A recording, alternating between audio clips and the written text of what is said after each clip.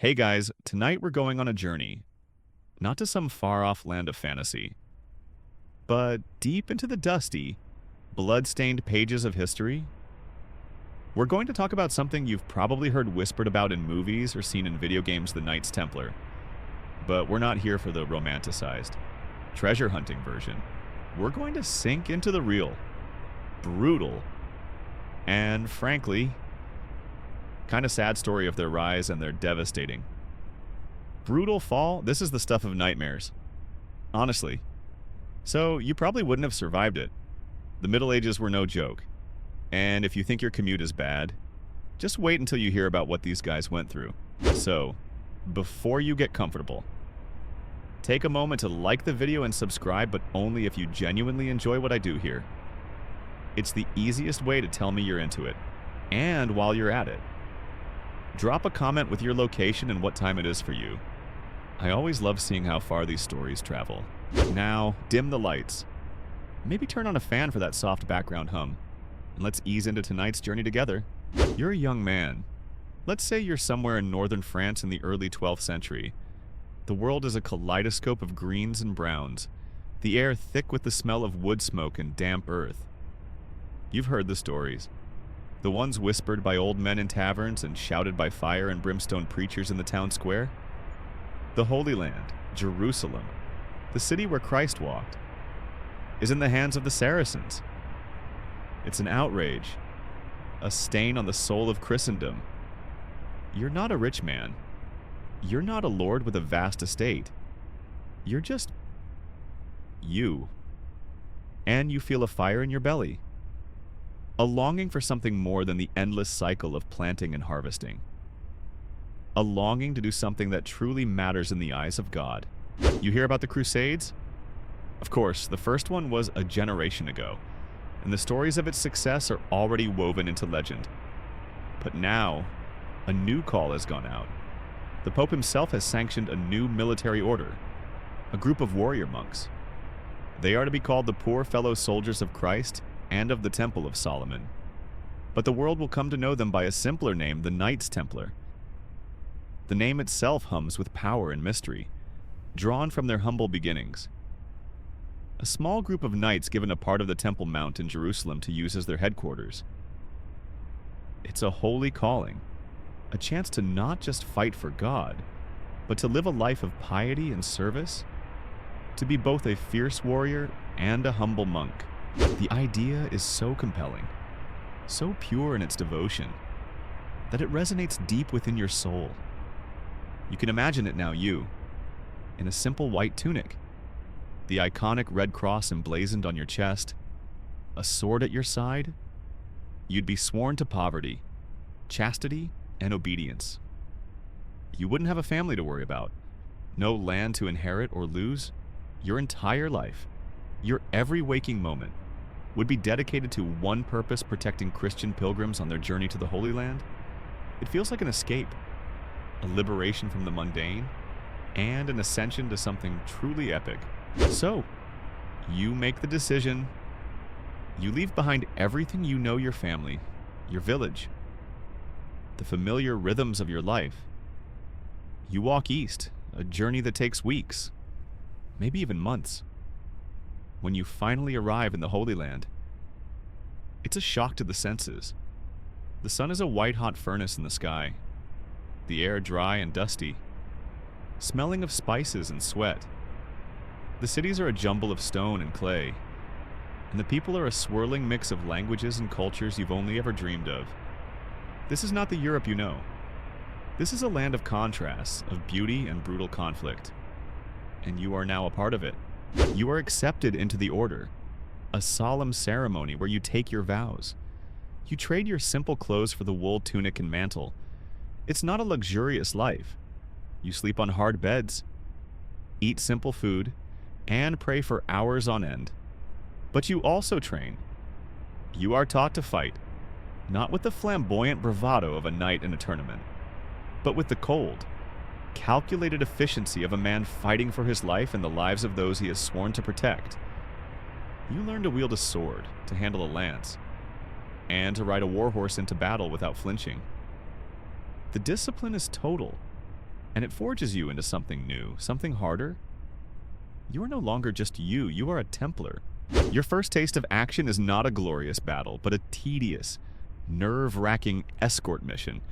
You and a small band of brothers are tasked with protecting a group of pilgrims on their way to Jerusalem. The journey is fraught with peril. You're constantly on edge, your eyes scanning the horizon for signs of ambush. The sun beats down on your helmet. The chainmail rubs against your skin, and the dust kicks up in a choking cloud. But you do it. You do it for the pilgrims. For the old woman with the trembling hands and the young man with the wide, hopeful eyes. You are their shield, their bulwark against the dangers of this wild land. And for the first time, you feel a profound sense of purpose. This is why you came here. This is why you left everything behind. You are a living, breathing instrument of God's will. You're not just a man anymore, you're a symbol. And this symbol quickly grows. The initial group of 9 founders expands exponentially. Men from all over Europe, nobles and commoners alike, flock to the banner of the Red Cross. They bring with them not just their swords, but their wealth. Kings and lords, awed by their piety and effectiveness, grant them lands, castles, and vast sums of money. The order becomes incredibly rich, not in a way that allows for personal luxury, remember. You and your brothers are sworn to poverty, but in a way that allows the order as a whole to become a powerful, almost sovereign entity. They build castles, not just simple fortifications, but massive, imposing fortresses that still stand today, silent witnesses to their power. The famous Crac des Chevaliers, a castle so large and complex it's often called the ultimate crusader castle, is a perfect example of their architectural and strategic genius. This rapid ascension is something to behold. One moment, they are a small band of impoverished knights. The next, they are the most powerful military force in the Middle East, with a network of commanderies and a fleet of ships. They become so powerful, in fact, that they start to operate like a medieval multinational corporation. They manage finances, loan money to kings, and even act as a sort of early international banking system. A pilgrim could deposit his money in a Templar commandery in London and withdraw the same amount from a commandery in Jerusalem, using a form of what we'd now call a traveler's check. This not-so-secret secret of their success, this fusion of military might and economic power, makes them indispensable. They are the guardians of the Holy Land, the bankers of Europe, and the darlings of the papacy. You feel this power, not as personal wealth, but as a collective force. When you ride out with 100 other Templars, all in their distinctive white mantles, the effect is awe-inspiring. You are a part of something big, something so much larger than yourself. But beneath all the success and the fame, you and your brothers are still just men. Men who miss their homes, men who pray for peace, and men who are beginning to feel the weight of a mission that seems to be getting harder, not easier. The politics of the Holy Land are a complex web of shifting alliances and betrayals. You're fighting not just against the Saracens, but sometimes against other Christian forces who are more interested in their own power struggles than in the collective good. The Hospitallers, another military order, are your rivals and sometimes your allies, depending on the day. And the European kings who fund the Crusades are far away, often more concerned with their own squabbles at home. It's a messy business, and it starts to feel less like a holy war and more like a never-ending cycle of siege and counter-siege. One of the less-known details about the Templars is their intense loyalty to the Pope. They were a sovereign entity, reporting only to the pontiff, which put them beyond the direct control of any one king or lord. This was a source of their strength, as it allowed them to operate freely across national boundaries. But it was also, in the long run, a source of their weakness. It made them a kingdom unto themselves, and as we all know, no king likes a rival kingdom, especially one that doesn't pay taxes Historians still debate whether the Templars were a victim of their own success or simply an easy target for a ruthless king. The truth is likely a little of both. They had become too rich, too powerful, and too independent for the likes of King Philip IV of France. And as the Crusades began to falter, their primary purpose, protecting the Holy Land, started to fade, leaving a vacuum that others were all too eager to fill. You, in your simple wool tunic and red cross, are blissfully unaware of the coming storm. You're just a soldier, a monk, a man doing his duty. You don't see the whispers and the machinations happening in the royal courts of Europe. You don't see the greed building in the heart of a powerful king. You just see the horizon, the endless stretch of desert, and the work that still needs to be done. The Crusades, you quickly learn, are a brutal affair. They aren't a series of glorious charges and shining victories like the ballads back home sing about. They are long, grueling sieges that stretch on for months, a monotonous cycle of digging, waiting, and praying for a breakthrough. They are short, bloody skirmishes in dusty ravines, where you and your brothers find yourselves outnumbered and outmatched, relying on your training and your faith to see you through. You become intimately familiar with the feeling of bone-deep fatigue, of the dust caking your throat and the sun beating down on your helmet until you feel dizzy. The reality of your life as a warrior monk is a far cry from the romanticized image you held when you first took your vows. But it is in this crucible of fire and steel that the Order of the Knights Templar truly forges its identity. You are not just knights, you are a monastic order. You rise before dawn for prayers, you eat your simple meals in silence, and you are forbidden from personal luxuries. No fancy silks, no gilded weapons, no private wealth. Everything you have, from the horse you ride to the sword you wield, belongs to the order. The famous phrase, non nobis, domini, non nobis, sed nomini tuo de gloriam, not to us. Lord, not to us, but to your name give the glory becomes your mantra. It's a humbling life, a stripping away of the ego that makes you a more effective and devoted soldier. This unique dual identity, warrior and monk, is what makes the Templars so effective. You are not fighting for personal gain. You are fighting for God, and that makes you terrifyingly committed on the battlefield. You and your brothers are known for your discipline and your fearlessness. When you charge, you don't break formation. You don't retreat unless a commander orders it, and even then, it's a slow, deliberate withdrawal. The sight of a Templar banner the Beauséant, a black and white banner that symbolizes both the Templars' ferocity towards their enemies and their compassion for their friends, strikes fear into the hearts of your foes and brings hope to your allies. Your success leads to incredible wealth. As we touched on before, it's a strange kind of wealth, one that you, as an individual Templar, never get to touch. The order becomes a massive financial institution. Kings and nobles, preparing for a crusade, would often leave their entire treasuries in the hands of the Templars. Why? Because the Templar network of commanderies, castles, and ships was the most secure in the world. They were everywhere from England to Spain to the Holy Land, and their reputation for honesty and efficiency was unparalleled. The Order's financial power grows so immense that they are essentially a kingdom without a king, a bank without borders.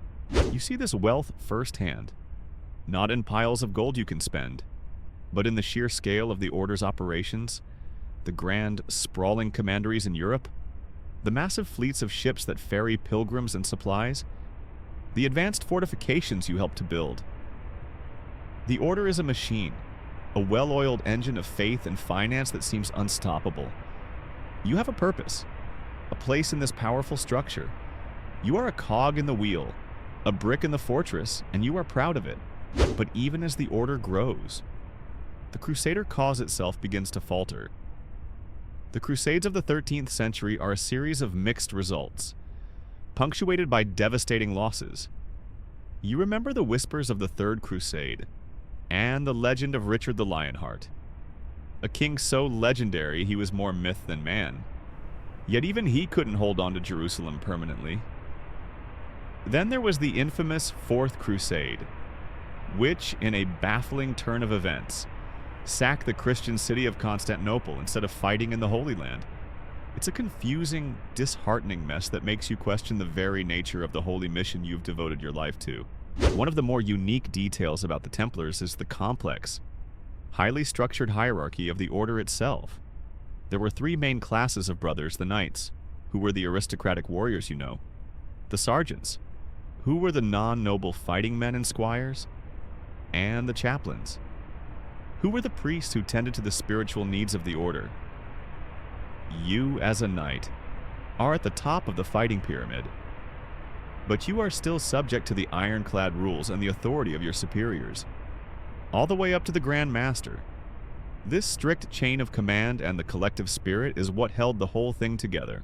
The real shift, the one you can feel in your bones, happens in the later part of the 13th century. The tide is turning.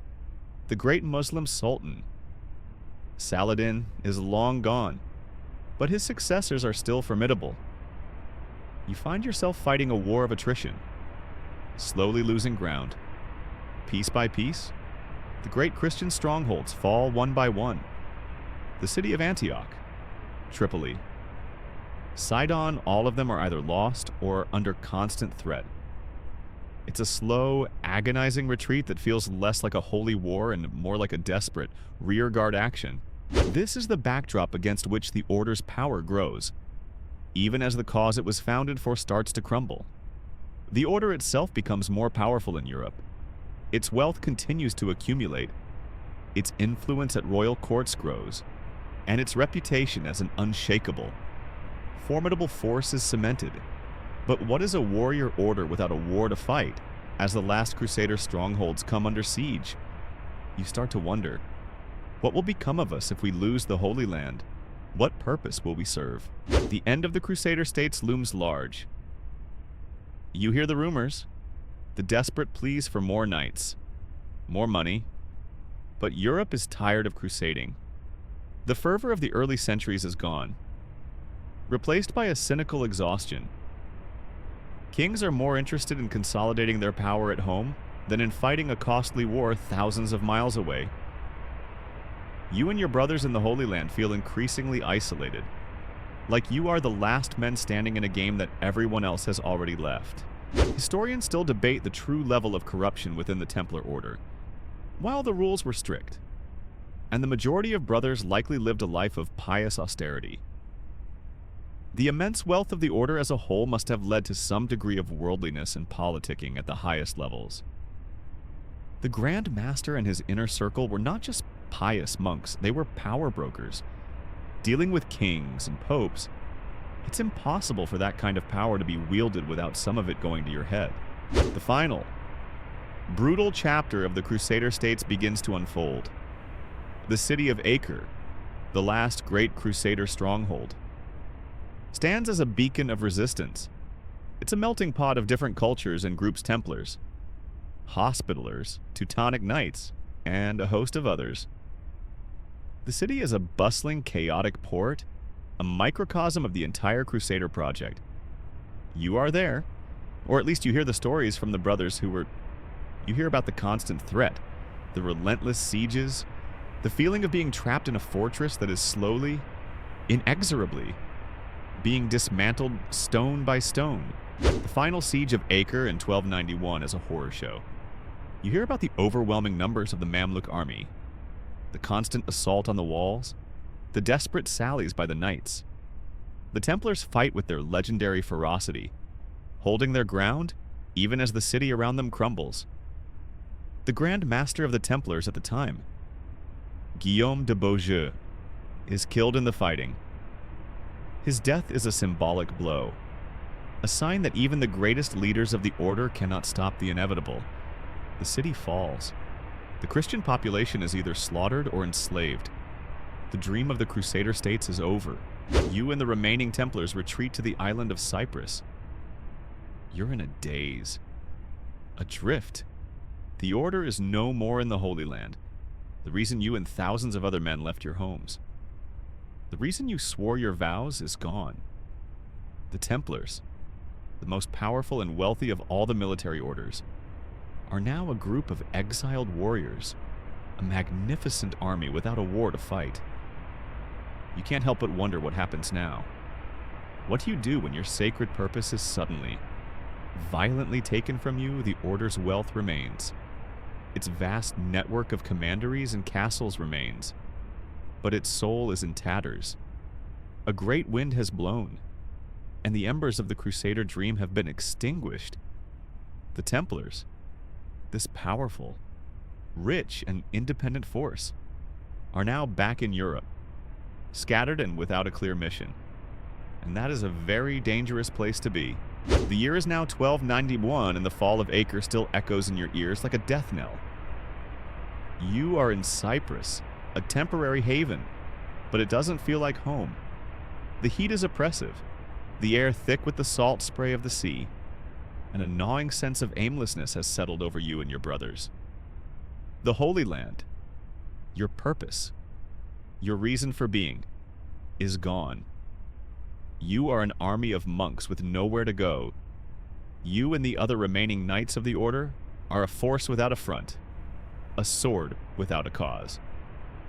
You can feel the change in the air, a shift in the very ground beneath your feet. For centuries, the entire identity of the Templars was tied to the Crusader states. Now, with those states gone, what are you? Wealthy? Landowning club of celibate men in funny robes? It's a sobering thought, and it plants a seed of doubt in your mind. The leaders of the Order, the Grand Master, the Marshal, the commanders start making plans. The most logical thing is to return to Europe, to the vast network of commanderies and castles that the Order has built over the last 2 centuries. But where do you go? France is the logical choice, as it's the heartland of the Order, where most of the knights and wealth originated. But this is where the real problem begins to rear its ugly head. In France, a new kind of ruler has come to power. His name is Philip IV, but history will remember him as Philip the Fair. He's a king who is not content with the old feudal system. He's a new kind of monarch, a nationalist with a ruthless streak and an almost pathological desire to consolidate power and fill his coffers. Philip is a man with a mind for money, and the most powerful, wealthiest organization in his kingdom.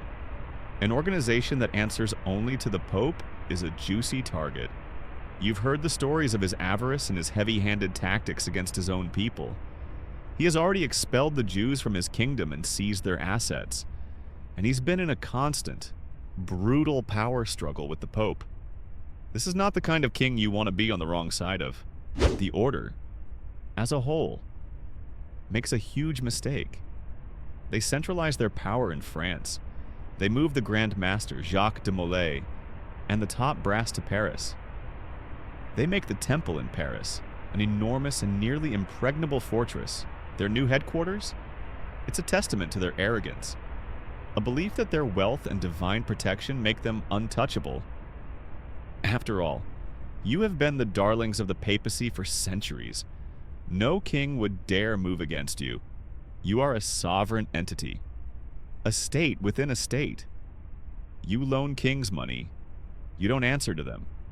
This overconfidence is a poison, a slow-acting one that will ultimately be your undoing. Meanwhile, King Philip is watching. He is a man perpetually in debt. His wars with England and the Low Countries are expensive, and he has a lavish court to maintain. He sees the Templars not as pious brothers, but as a vault, a giant, mobile bank account with a red cross on it. He is a predator, and you and your brothers are walking right into his trap. He knows he can't just march into the Temple of Paris and demand the gold. The Order is too powerful, too well connected. He needs a reason, a justification. He needs to discredit you in the eyes of the church and the public, to make you a pariah so that no one will dare to stand up for you when he makes his move. And so, the seeds of a new kind of war are sown. It's not a war of swords and shields, but a war of whispers and innuendo, a smear campaign, a deliberate and malicious effort to turn the public against the Order, you and your brothers, who have for so long been revered as heroes, as the very embodiment of Christian piety and martial skill, suddenly find yourself the subject of rumors, horrifying, baseless, and utterly vicious rumors. You hear them from the sergeants, from the squires, from the common people you pass in the streets of Paris. The stories are ludicrous. The order, they whisper, isn't devoted to Christ at all. It's a cult that secretly worships an idol, a severed head. They call Baphomet. They say that new recruits aren't just taking simple vows of poverty and chastity, but are forced to spit on the cross, to deny Christ, and to engage in homosexual acts. They say that the Templar ceremonies are secret, twisted rituals that mock the very faith you have dedicated your life to. These rumors are a brilliant, brutal stroke of genius by Philip's agents. They are vague enough to be believable, and they tap into the public's fear of secret societies and heresy. They take the things that make the order unique, your secret initiation ceremonies, your devotion to your brothers over all others, your wealth, and twist them into something dark and sinister. The fact that your order is a closed fraternity, a secret society in its own way, makes it easy for the rumors to take hold. You can't just open the doors and say, "Look, we just pray a lot and take vows." The secrecy itself becomes proof of guilt in the minds of a superstitious and fearful populace. One of the more bizarre accusations, one that feels particularly cruel and absurd, is that the Templars are a secret society of heretics who practice black magic and deny Christ. The very idea is laughable to you. You've spent your life fighting and bleeding for Christ. You and your brothers have lived a life of austerity and devotion. To think that you would secretly worship a demon is so far beyond the pale that you can't even get angry about it. It just feels like a bad joke. But the joke is on you. Philip is taking the public temperature, and he is finding that the rumors are working. The order, unfortunately, does little to counter these rumors. They are so confident in their own piety and their standing with the Pope that they dismiss the whispers as idle chatter. Jacques de Molay, the Grand Master, is a warrior, not a politician. He is not suited to this new kind of shadow war. He believes that the truth will win out, that the order's reputation will speak for itself. This is another fatal miscalculation. Philip's agents are not interested in the truth. They are interested in building a case, a flimsy but public one that will give the king the leverage he needs. Historians still debate the specific motivations of Philip IV. Was it pure greed? Did he genuinely believe the Templars were a threat to his power and the purity of the French Church? Or was it a combination of both? It's likely a mix. He was a deeply religious man in his own twisted way, but his brand of religion was that of a king who saw himself as God's chosen instrument. And any power that stood in his way, be it the Pope or a powerful military order, was an enemy of God and therefore worthy of destruction. You, as a simple knight, are oblivious to the high-stakes political game being played. You're just a man, doing your duties in a commandery in rural France, training the new recruits, managing the order's lands, and praying. You're far from the intrigues of Paris, and you still believe in the sanctity of your order. You believe that these rumors are just that, rumors, a sign of the public's ignorance. You couldn't imagine that a king would be behind them. You can't conceive of a world where a king would turn against a holy order that had been the cornerstone of the Crusades for over 150 years. You are, in a sense, still a crusader, living by a code of honor and loyalty that is quickly becoming obsolete in the cold, cynical world of late medieval politics. But the whispers are growing louder, and the ground is beginning to shake beneath your feet. You just don't know it yet. The year's 1307. The air in Paris is crisp and cool, a typical autumn Friday. You're far from the dusty heat of the Holy Land now, settled in a bustling commandery just outside the city walls. The rumors you've been hearing have grown louder, but you and your brothers dismiss them with a shrug and a sigh. It's just the talk of the townsfolk, fueled by gossip and ignorance, surely. A king would never turn on a holy order that has served Christendom for centuries. You've lent money to Philip IV himself, a fact that surely binds him to you in some way. Right. You are a powerful, wealthy institution, a kingdom unto yourselves. You have nothing to fear. This is a profound and fatal delusion. For months, Philip has been planning his move with the cunning of a spider. He has used his agents, his lawyers, and his ruthless propaganda machine to build a case against the Templars. A case based on lies, innuendo, and the darkest fears of the medieval mind. He has a list of charges that would make your blood run cold if you heard them. Heresy, idolatry, sodomy, and blasphemy. He's spent years laying the groundwork, preparing the trap, and now the moment has come to spring it. The plan is a marvel of ruthless efficiency. It's so secret that even the king's own inner circle is only partially aware of the details. Philip has sent out sealed orders to his seneschals and bailiffs throughout the Kingdom of France. These orders are to be opened only at a specific time, dawn on Friday, October 13th, 1307. The orders are simple and chilling. Arrest every single Templar in your district. Arrest the knights, the sergeants, the squires, the chaplains. Seize all their property and assets. Show no mercy. Show. You wake up on that Friday morning to the sound of pounding on the door. It's not the familiar sound of a brother or a squire. It's the insistent, heavy thud of a royal guard. Confused. You and your brothers go to the door, expecting a royal messenger or some simple request. But when the door opens, you're met with the cold, hard glint of steel and the grim faces of the king's men. They are everywhere. They swarm the commandery, pushing you back, seizing your weapons and binding your hands.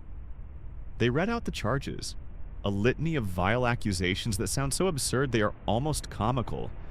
You're accused of spitting on the cross, of denying Christ, of worshipping a demonic idol named Baphomet. You look at your brothers.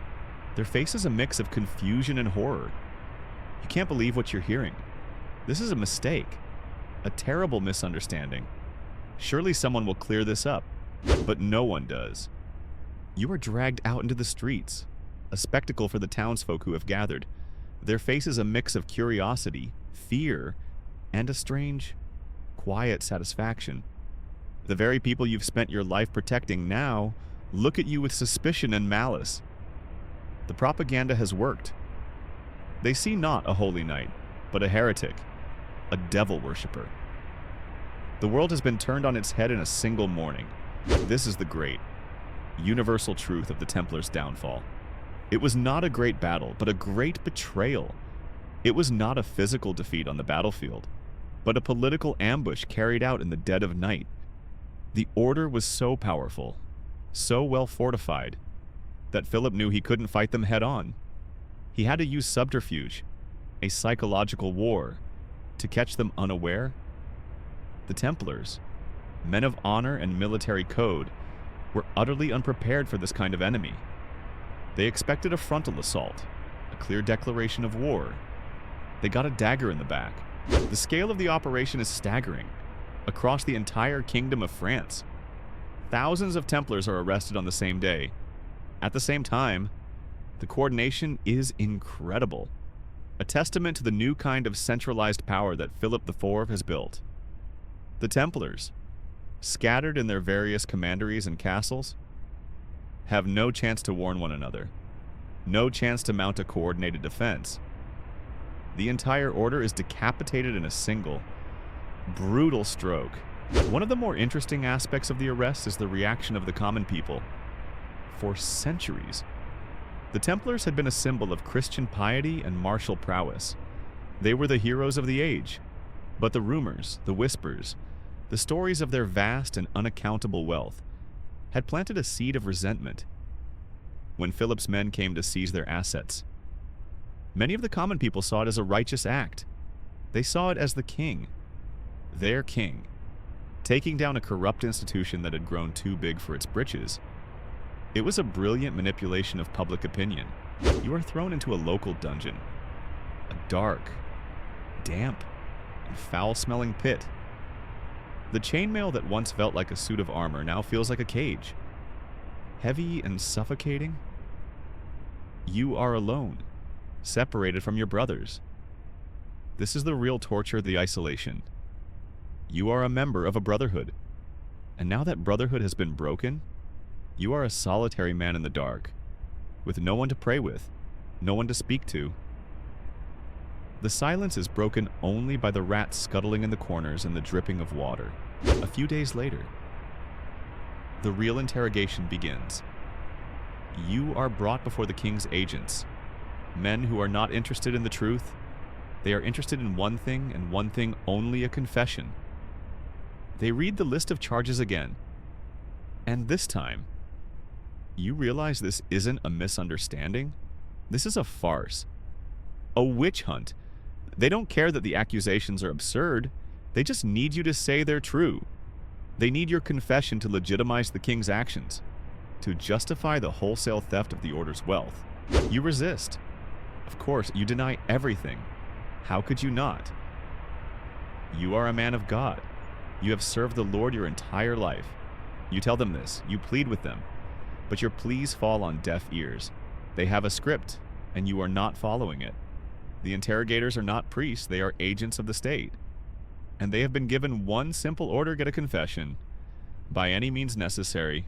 Historians still debate the extent of the Templars' guilt, but the overwhelming consensus is that the charges were largely, if not entirely, fabricated.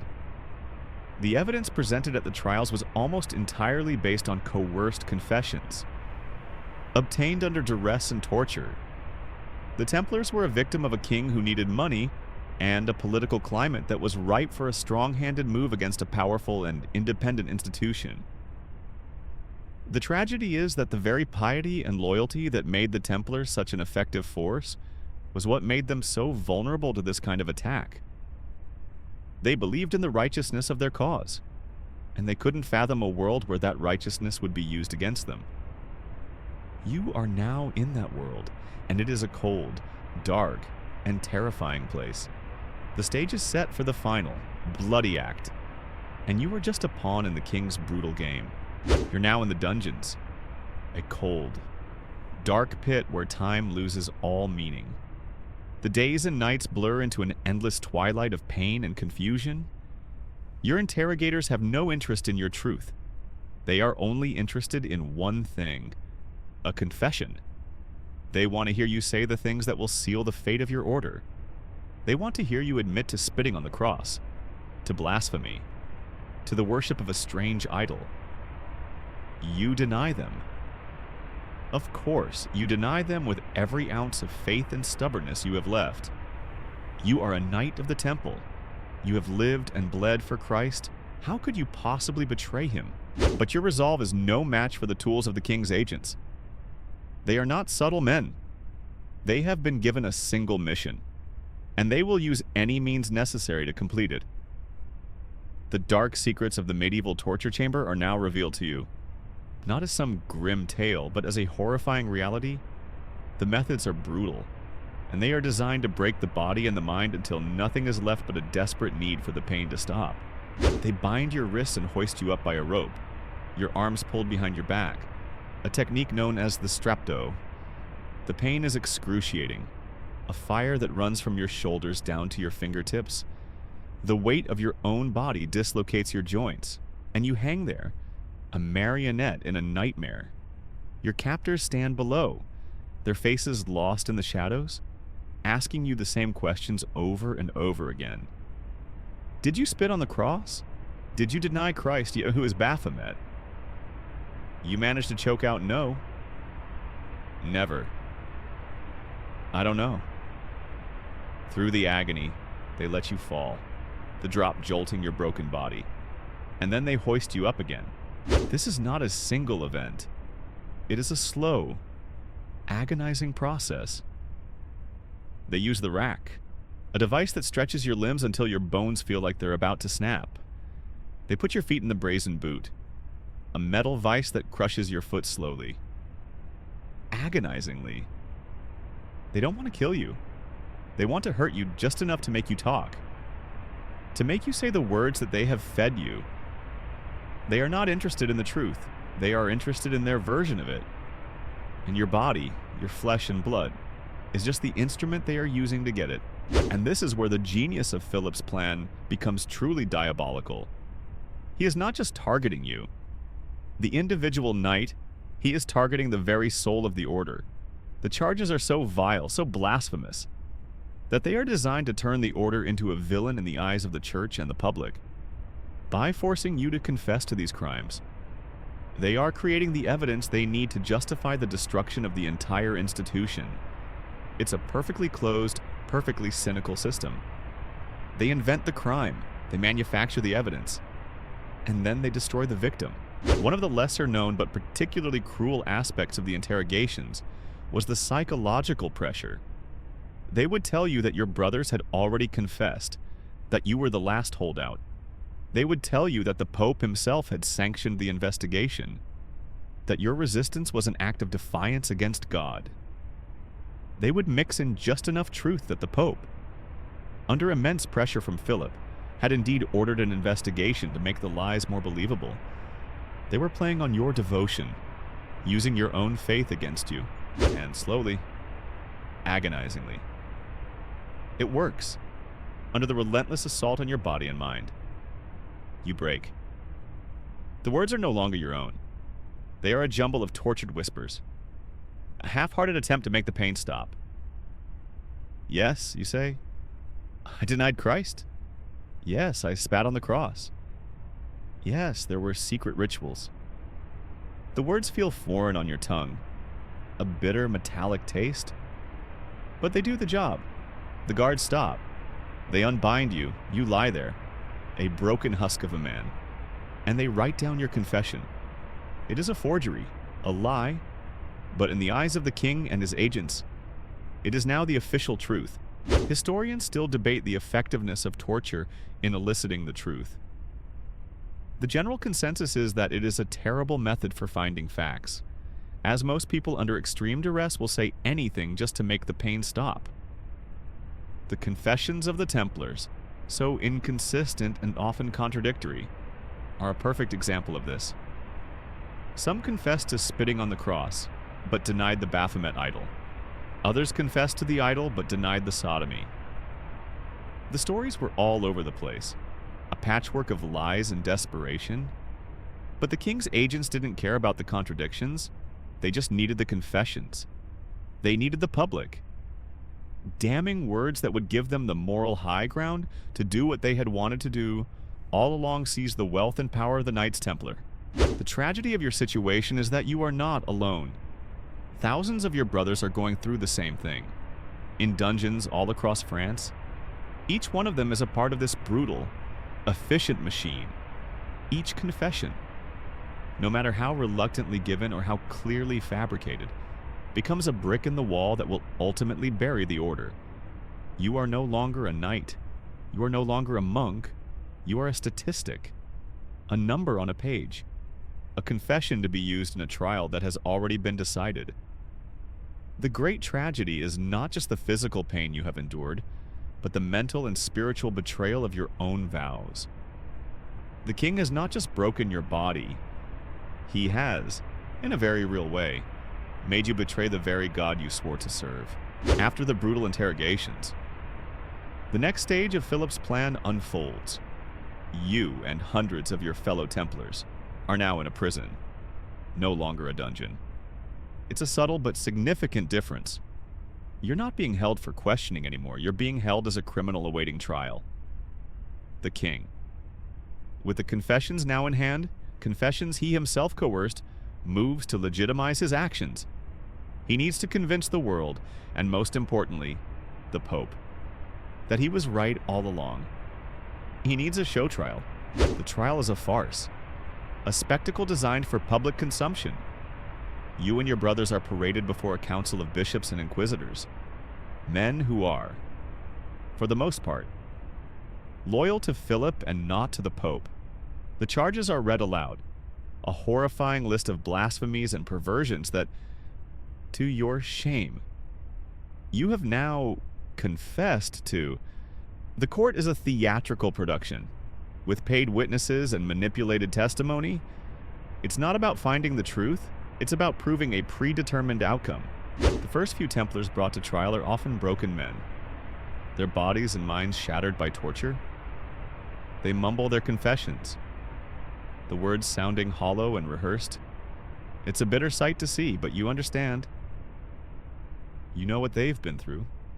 You know the pain and the fear that drove them to betray their vows. Their confessions, however, are just the beginning. The king's agents also bring in what they call witnesses, men who have been coerced, bribed, or are simply lying to save their own skin. They tell stories of secret rituals, of spitting on the cross, of the worship of a strange idol. The lies are so absurd they would be funny if they weren't being used to condemn you to death. But then something unexpected happens. A flicker of resistance. Some of your brothers, those who were strong enough to withstand the torture, or those who, having confessed, found a new kind of courage, begin to retract their statements. One night, a man named Peter of Bologna stands up and declares that his confession was a lie, a product of torture. He, and others like him, begin to articulate a powerful defense. They explain the absurdity of the charges, the lies of the witnesses, and the brutal methods used to extract their confessions. They argue that the order is pure, that they are pious men who have dedicated their lives to Christ, and that they are being set up. This is a major problem for Philip. He has spent so much time and effort to create this narrative of a corrupt and heretical order, and now his own victims are starting to unravel it. The truth, for the first time, begins to shine through the darkness. The Pope, under pressure from Philip, had initially been hesitant. He had even issued a bull, or a papal decree, called Pastoralis Praeeminentiae, which ordered the arrest of the Templars and sanctioned the investigation. But as the trial goes on, and the confessions are retracted, he begins to see the political charade for what it is. He attempts to reassert his authority, to claim jurisdiction over the order that has always been answerable only to him. He even schedules a papal investigation to hear the testimony of the Templars himself. This is a pivotal moment, a fleeting glimpse of hope. For a moment, it seems as though the truth might prevail. The Templars' courage, their willingness to risk further torture and death to defend their order, begins to turn the tide. The public, which had initially been swayed by the king's propaganda, starts to wonder if they've been duped. The accusations of heresy, once so scandalous, now seem flimsy and desperate. But Philip is not a man to be trifled with, and he will not be deterred by a few brave men and a wavering pope. One of the more powerful and heartbreaking defenses came from the Templars themselves who, having retracted their confessions, explained the nature of the order's initiation ceremony. The accusations of spitting on the cross, they said, were based on a deeply symbolic and misunderstood ritual. A new recruit, they explained, would be asked to renounce Christ to prepare them for the possibility of being captured by Saracens, who would force them to do the same. It was a test, a simulation of a terrible choice, and the denial was meant to prepare them for a real-life scenario where their faith would be tested to the breaking point. This explanation, while not completely convincing to a suspicious audience, at least gave a plausible reason for what it seemed, on the surface, to be a heinous crime. Historians still debate the true nature of this particular ritual. Was it a test of faith, or was it a sign of a deeper, more insidious heresy? The overwhelming evidence points to the former, but the fact that it was a secret ritual made it a perfect target for Philip's accusations. It was the order's own secrecy, their monastic code of silence, that was now being used as a weapon against them. The things that had made them so strong, their unity, their discipline, their devotion to their own, were now being used as proof of their guilt. But Philip is not a fool. He sees the tide turning, and he knows he must act fast. The papal investigation is a threat to his authority, a sign that the Pope might not be the loyal pawn he thought he was.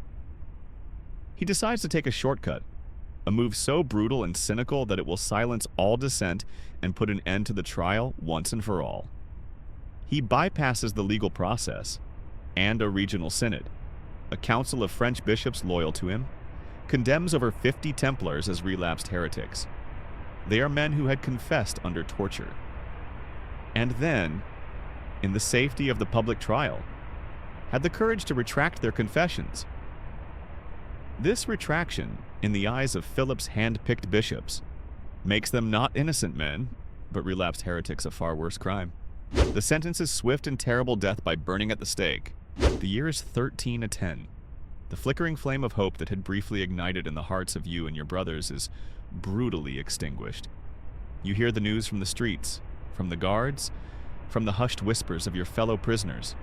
54 of your brothers, men who had the courage to retract their coerced confessions, have been condemned to death. Their crime, not heresy, but relapsing into heresy by daring to tell the truth. It's a legal maneuver so cynical and so cruel that it silences all dissent. If a man confesses under torture, then retracts his confession, he is not just innocent, he is a relapsed heretic. And the penalty for that is death by fire. Philip IV has found a way to make it so that the only path to survival is to lie. And the only path to death is to tell the truth. The first executions are a horror show. You don't see them, but you hear about them. And the stories are enough to break the spirit of any man. The 54 Templars are led out to the pyre, their hands bound, their faces grim but resolute. They are burned alive as a public spectacle, a warning to anyone who would dare to stand up to the king. The public, who for a moment had begun to waver in their belief of the Templars' guilt, now sees a horrifying sight. They see men who, by their own retractions, had condemned themselves. The fear is palpable, and the dissent is silenced. The spectacle works exactly as Philip had intended. This is the great, undeniable turning point in the Templars' downfall. The executions of the 54 knights effectively end the trial. No one else dares to retract their confession. The remaining Templars, including you. Now understand the brutal calculus of the situation. To tell the truth is to die. To lie is to live, at least for a while. The legal process becomes a grim, predetermined march toward a foregone conclusion.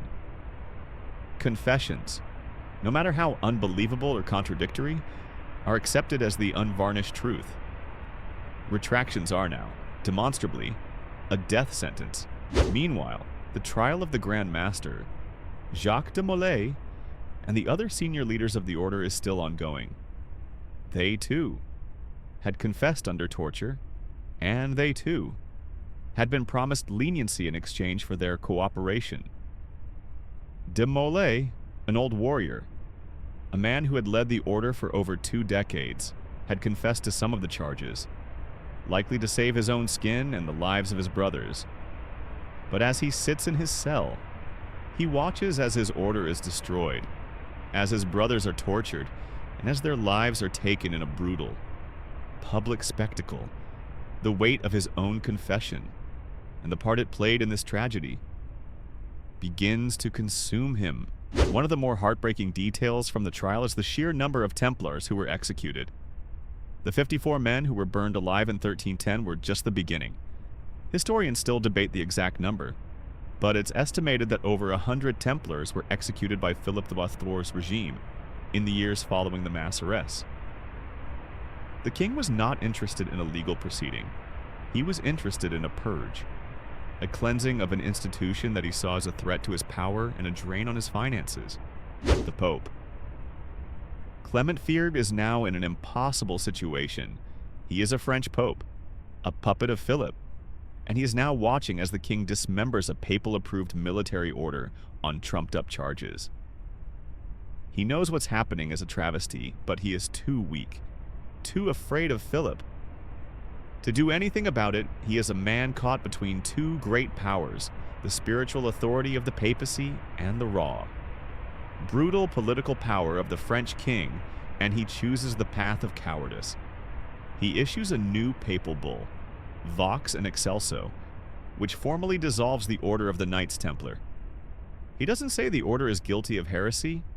He says he's dissolving it for the good of the church. To avoid scandal and controversy, it's a cowardly, ambiguous decree that seals the Templars' fate without ever fully condemning them. The order is no more. You, a knight who had once been a part of the most powerful and revered military order in Christendom, are now a former Templar, a man with a shattered identity and a stolen past. The order's immense wealth is officially transferred to the rival military order, the Hospitallers. But in reality, a large portion of it is seized by Philip IV to pay off his debts. The great, sprawling network of commanderies, castles, and land is now gone, absorbed into the estates of the king and his loyal lords. You are now at the very end of the line, a shadow of the man you once were. You've seen your brothers tortured, burned alive, and betrayed.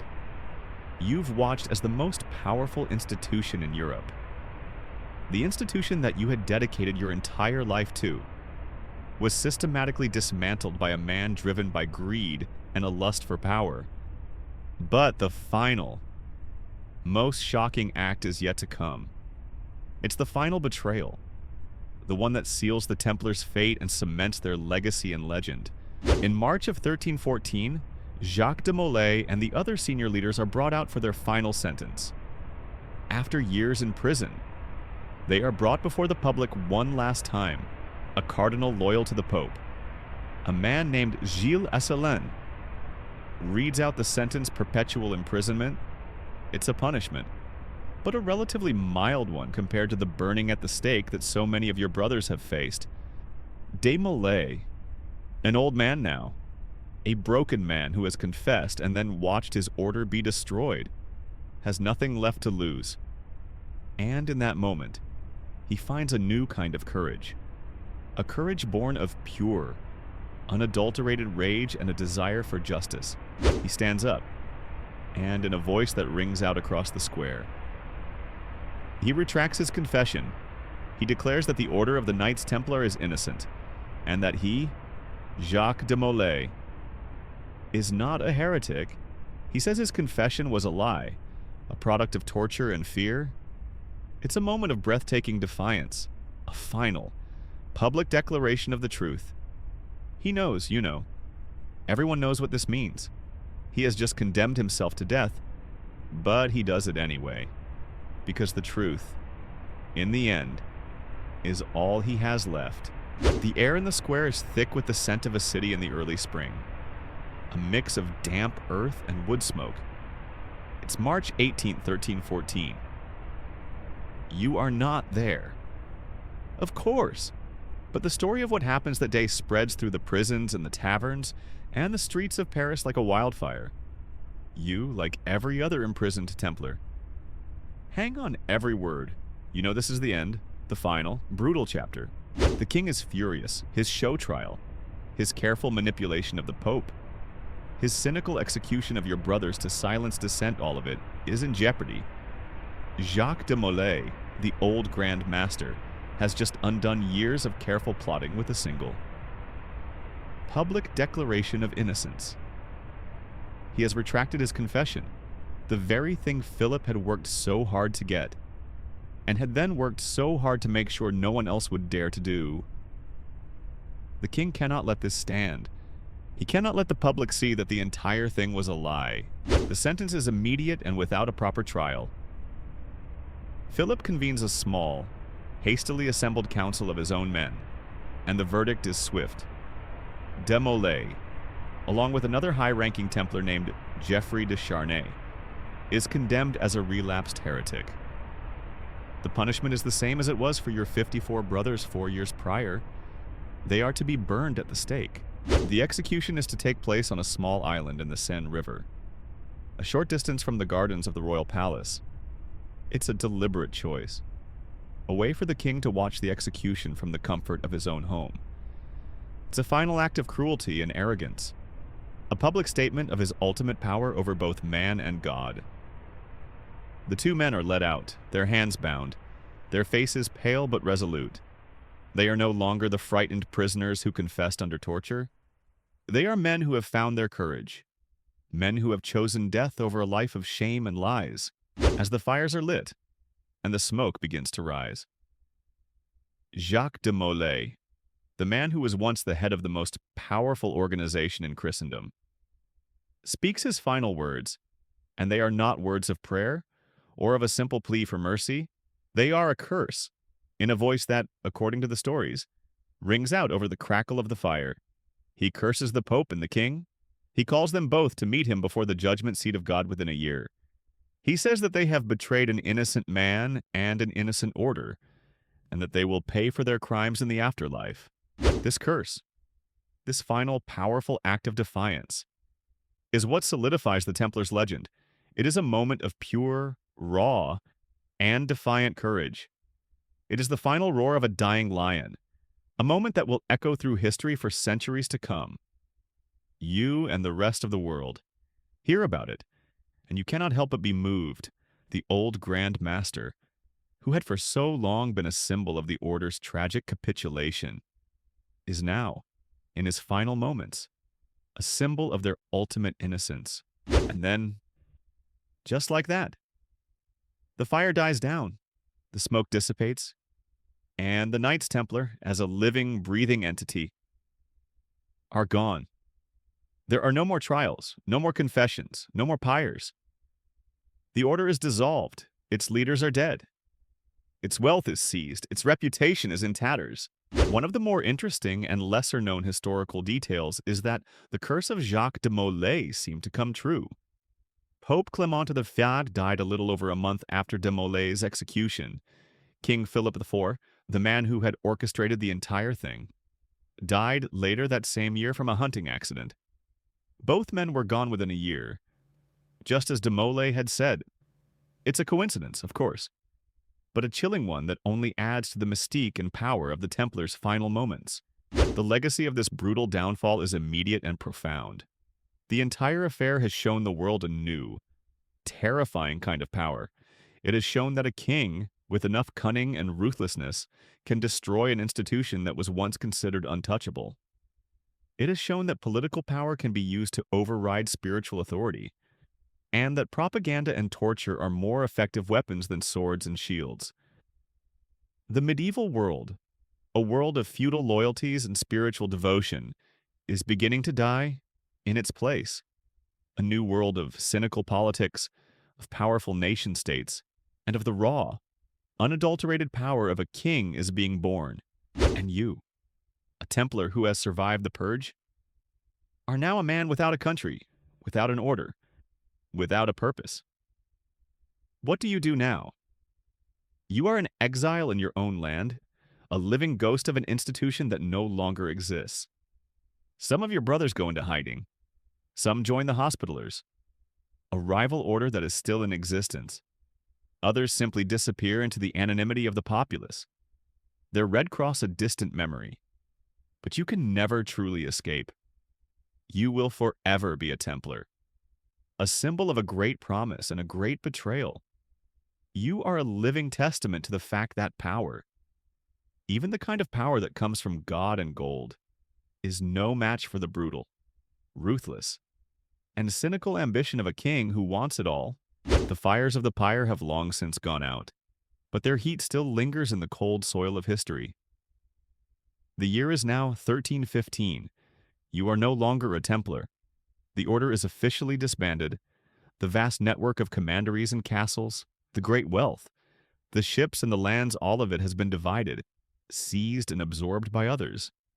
The great temple in Paris, once the heart of your order, is now just another royal property. The grand project of the Knights Templar, a project that had spanned 2 centuries and had drawn men from all over Europe, is over. Finished. It's an impossible thought, but it is now the grim reality of your life. You, as a surviving Templar, are now faced with a series of grim choices. You are a man without a purpose, your vows, once so sacred, now feel like a cruel joke. The world you live in is one that has turned against you. The very name Templar is now synonymous with heresy and blasphemy. To wear the white mantle with the red cross in public is an invitation to be arrested. Or worse, to be lynched by a mob of fearful and ignorant townsfolk. You are a living ghost, a relic of a bygone era. Some of your brothers, those who were lucky enough to escape arrest, or who were acquitted in the few trials that were held outside of France, choose to simply disappear. They shed their identities, take up new lives in far-flung villages, and live out their days in anonymity. Others, and you hear the stories of them, choose a more defiant path. They go into hiding, forming small, secret pockets of resistance, waiting for a chance to strike back or to resurrect the order. These groups, of course, are quickly found and brutally suppressed.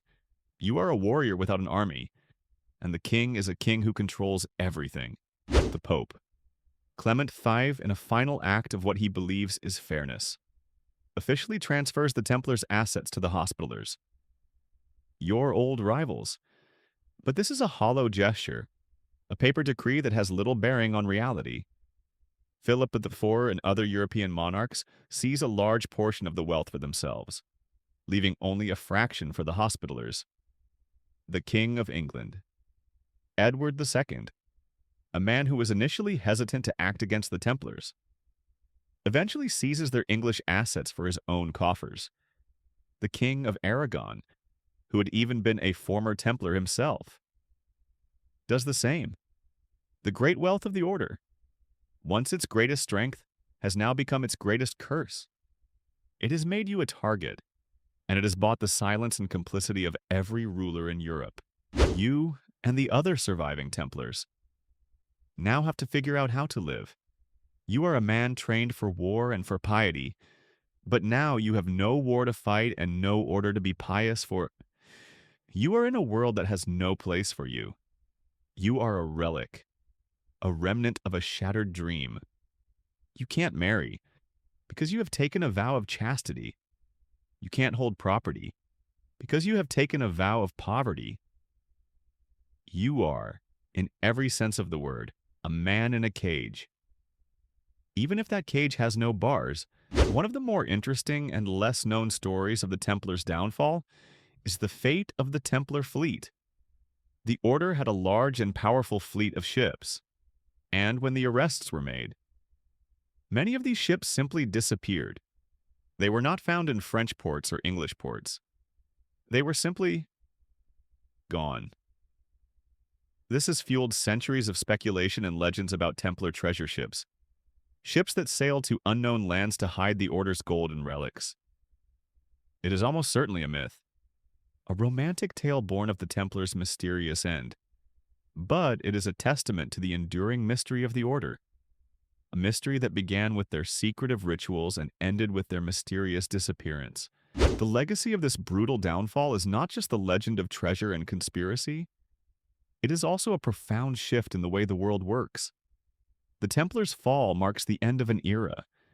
It marks the end of the great, powerful military orders that had so much influence in the Crusader states. It marks the beginning of the end of the papacy's supreme power over secular rulers. Philip IV, by his actions, showed the world that a king's power was absolute, and that even the Pope could be bent to his will. The brutal efficiency of the Templars' destruction is a harbinger of the modern nation-state, a state that is more powerful, more centralized, and more ruthless than anything the medieval world had ever seen. The questions linger. Of course, was the Order truly innocent? Were there, perhaps, some corrupt Templars who were indeed involved in strange rituals and financial misdeeds? The truth is lost to history. The confessions, extracted under torture, are not a reliable source. The fact is that no real, verifiable evidence of heresy or wrongdoing was ever found. The Templars were destroyed not because they were guilty, but because they were wealthy and powerful, and they stood in the way of a ruthless king. Historians still debate the role of the Templars' own hubris in their downfall. Did their great wealth and their semi-sovereign status blind them to the danger that was right on their doorstep? Did their secrecy and their monastic code make them an easy target for a king who wanted to turn the public against them? The answer is almost certainly yes. The Templars were so caught up in their own world of crusader politics and papal loyalty that they didn't see the new, dangerous world of nation-states and political manipulation that was being born around them. They were an old order in a new world, and that new world had no place for them. You, a man who once stood as a symbol of faith and power, are now a symbol of something else entirely. You are a symbol of betrayal, of injustice, and of the tragic end of a great ideal. You are a Templar, and you will carry that name, and the weight of its tragic history, for the rest of your days. You are the last echo of a fallen empire, a whisper in the wind that reminds the world that even the most powerful can fall, and that even the most righteous can be betrayed. The final echoes of the Templars' downfall are the quiet ones, the ones that don't make it into the history books as great events, but instead as small, personal tragedies. The year is now well into the 14th century, and the world has, for the most part, moved on. Philip IV and Pope Clement V are long dead, just as Jacques de Molay had cursed them to be. Their successors have their own problems, their own wars and political squabbles to deal with. The name Templar is now just a dusty, half-remembered word, a cautionary tale. You, a surviving knight, a man who has lived through the fire and the betrayal, are an old man now. The memories of your youth, of the Crusades, of the camaraderie with your brothers, they feel like a dream. A beautiful and terrible dream that happened to someone else. You've shed your identity, your name, and your past. You live a quiet life, perhaps in a small village far from the centers of power, living off the meager charity of those who don't know who you are, or who do know, and have the quiet courage to help a broken man. You're a ghost in your own life, a shadow of the man you once were. The old wounds, both physical and spiritual, have never truly healed. The legacy of the Templars, however, is far from gone. The brutal efficiency of their downfall, the wholesale seizure of their wealth, and the use of propaganda and torture to destroy a powerful organization. These lessons are not lost on the future rulers of Europe. The fall of the Templars is a blueprint for the ruthless exercise of royal power.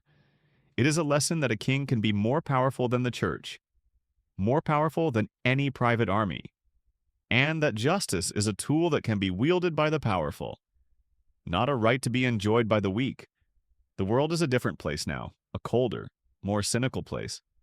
And the Templars' fall is a big part of the reason why. The true legacy, however, is a more enduring one.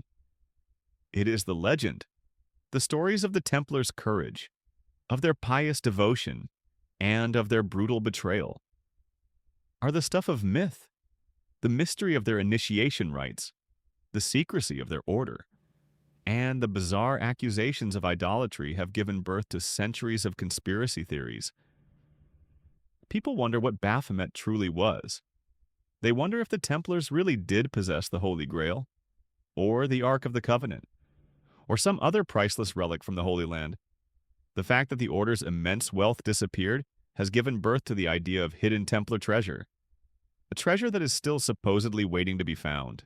One of the more enduring and absurd conspiracy theories is that the Templars were a secret society of heretics who went underground and founded Freemasonry.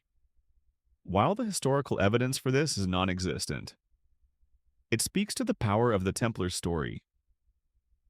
People want to believe that something of them survived, that the great order of warrior monks didn't just disappear, but went into hiding, waiting for a chance to reemerge. It's a powerful and romantic notion, a refusal to accept the brutal and mundane reality of their downfall. Historians still debate the true nature of the Templars' demise.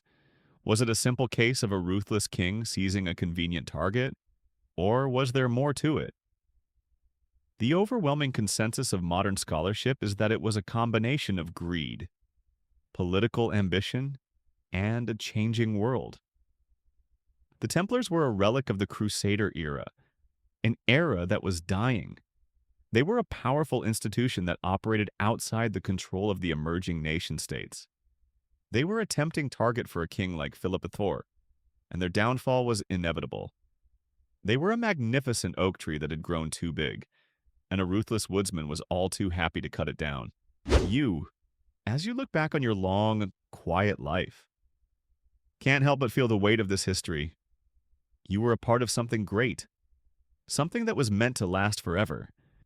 You were a Knight Templar, a soldier of God, a protector of pilgrims, and you watched as that great and noble ideal was torn apart by greed and lies. The red cross on your mantle is a memory. The roar of the crowd in Acre is a distant echo, and the cry of Jacques de Molay's curse is a quiet hum in the back of your mind. You are the last living link to a great, tragic story. A story that reminds the world that even the most righteous of causes can be corrupted, and that even the most powerful of institutions can be destroyed.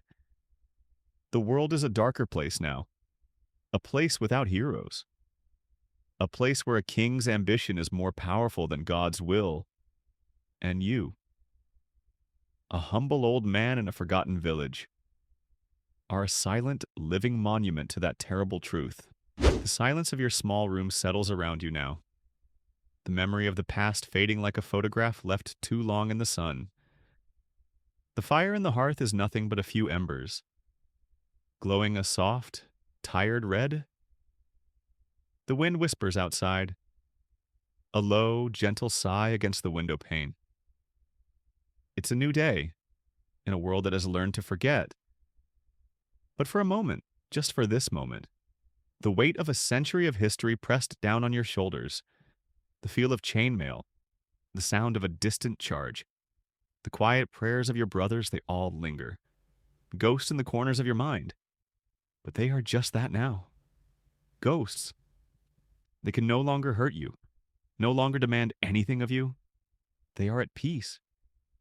And so, perhaps, can you be... Your eyelids feel heavy, a soft weight pulling them down. The past is a story that has been told, a song that has been sung. There is nothing left to do now but to rest. Let the hum of the fan, or the soft sounds of your home, carry you away. Drift. Sleep. Be at peace.